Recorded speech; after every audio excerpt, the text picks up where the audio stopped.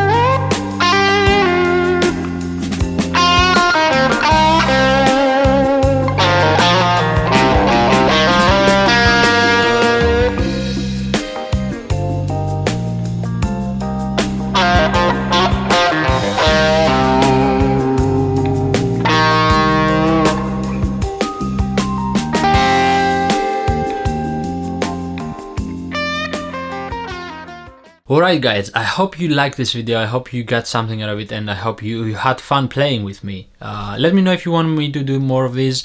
It's really fun as well to play this and share some of the licks I know and I'm using. If you did like this video, make sure to give it a thumbs up, make sure to comment your thoughts below, make sure to subscribe to the channel and hit the bell icon to get notified every time I upload a new video, and I will see you on the next one.